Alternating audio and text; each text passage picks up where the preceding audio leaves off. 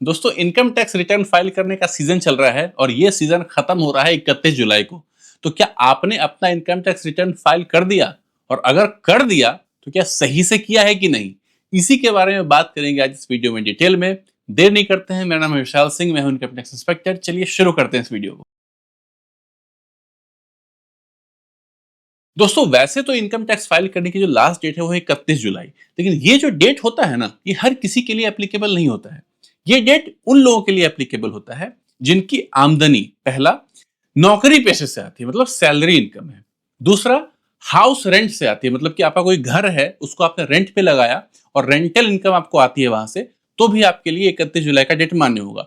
तीसरा, आपने कोई प्रॉपर्टी बेची, उस पर आपने कैपिटल गेन टैक्स आप उस पर देना चाह रहे हो, उसके लिए आप रिटर्न फाइल करना चाह रहे हो, तो भी आपके लिए 31 जुलाई का डेट मान्य होगा। अब ये किन पर मान्य नहीं है? तो मोटे तौर पे अगर मैं आपको बताऊं तो ये उन पे मान्य नहीं होता है जैसे कि कंपनी, फर्म, वैसी एंटिटीज जिसपे ऑडिट प्रोविजंस लागू होते हैं, जिनको ऑडिट कराना एप्लीकेबल होता है, मैंडेटरी नहीं होता है, एप्लीकेबल होता है। तो उनके लिए ये डेट 31 जुलाई नहीं 30 सितंबर हो जाती है बढ़ के। आमतौर पे ये जो 31 जुलाई और 30 सितंबर का डेट मैंने आपको बताया, ये नॉर्मल कंडीशंस में है एज पर एक्ट। अगर कुछ सीवियर सर्कमस्टांसेस हो जाते हैं तो इन डेट को एक्सटेंड भी किया जा सकता है। जैसे कि कुछ टेक्निकल इश्यूज आ गए वेबसाइट पे, तो बोर्ड जो है सीबीडीटी बोर्ड वो इस डेट को बढ़ा देती है। 31 जुलाई से बढ़ा के कुछ भी कर सकती है अपने कंफर्ट के अकॉर्डिंग, और 30 सितंबर से बढ़ा के भी कुछ भी कर सकती है। जैसे कुछ कोविड आ गया था लेट से, उस वक्त काफी ये डेट बढ़ा दी गई थी क्योंकि बहुत लोग परेशान थे, फाइल नहीं कर पा रहे थे, बहुत सारा हेल्थ इश्यूज था।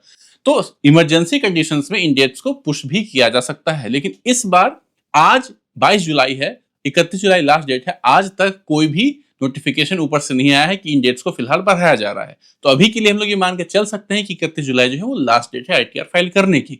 तो अगर आपने फाइल नहीं किया है तो आप फाइल कर लीजिए, और अगर आप खुद से फाइल करने में समर्थ नहीं है तो नियर बाय कोई आपका होगा जो कि इसके बारे में थोड़ा बहुत जानता होगा, तो उसकी मदद लीजिए आप आईटीआर फाइल करने में।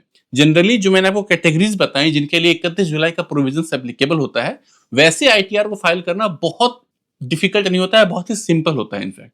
तो किसी के थोड़े बहुत भी हेल्प से आप कर लेंगे फाइल, अगर आप फर्स्ट टाइम कर रहे हैं तो। एक बार आपने कर लिया फिर तो खुद से ही कर सकते हैं। हाँ, बिजनेस वगैरह यानी कि वैसे एंटिटीज जिसपे ऑडिट प्रोविजंस एप्लीकेबल होते हैं, उनका आईटीआर फाइल करना थोड़ा मुश्किल होता है। तो उसमें आपको सीए, एडवोकेट्स या किसी हाईली स्किल्ड प्रोफेशनल की हेल्प लेनी पड़ सकती है। अब दोस्तों बात आती है कि अगर हमने 31 जुलाई तक रिटर्न फाइल नहीं किया तो क्या होगा? क्या बहुत ज्यादा हम पे पेनल्टी इंपोज कर दिया जाएगा, इनकम टैक्स के यहाँ से नोटिस आ जाएगा?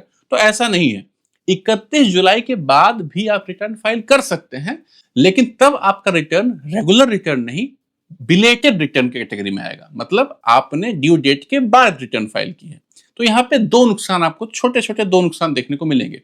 पहला कि आपको एक फाइन पे करना होगा, पहला। दूसरा कि जो टैक्स लायबिलिटी आपकी बन रही होगी, अगर आप 31 जुलाई के पहले फाइल कर देते हैं अपना रिटर्न, तो उस टैक्स पे आपको इंटरेस्ट पे नहीं करना पड़ता। लेकिन 31 जुलाई के जितना बाद आपने रिटर्न फाइल किया है उतने मंथ्स का इंटरेस्ट भी आपको साथ में पे करना पड़ेगा। तो फाइनेंशियली आपके लिए थोड़ा सा ये गड़बड़ हो जाएगा।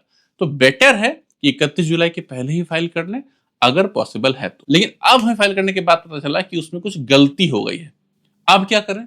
क्या गलती को ठीक किया जा सकता है? बिल्कुल दोस्तों, ठीक किया जा सकता है। चाहे आपने 31 जुलाई के पहले रेगुलर रिटर्न फाइल किया हो या 31 जुलाई के बाद बिलेटेड रिटर्न फाइल किया हो, अगर आपको फाइल करने के बाद एहसास होता है कि उसमें कुछ गलती रह गई है, तो फिर आप रिवाइज्ड रिटर्न फाइल कर सकते हैं। मतलब कि फिर से रिटर्न फाइल कर सकते हैं और जो गलती आपसे रह गई है उसको आप ठीक कर सकते हैं। तो ओरिजिनल रिटर्न, बिलेटेड रिटर्न और रिवाइज्ड रिटर्न, इन सारे रिटर्न्स को फाइल करने की अलग अलग ड्यू डेट होती है, उसके पहले आपको कर देना है। ऐसा नहीं है कि बिलेटेड रिटर्न आप आज नहीं 5 साल बाद करें, ऐसा नहीं होता है। अंडर एक्सट्रीम कंडीशंस वो भी मान्य है, लेकिन उसके लिए भी एक समय सीमा तय की जाती है, उसके पहले आपको फाइल कर देना होता है। तो दोस्तों यहाँ मैंने आपको बेसिक बातें ही बताई हैं। रिटर्न फाइल करते वक्त बहुत चीजों का ध्यान रखना होता है, डिडक्शंस, एग्जेम्पशंस जो आप ले सकते हैं, उसके बारे में मैंने यहाँ बात नहीं की क्योंकि बहुत टेक्निकल हो जाएगा वीडियो।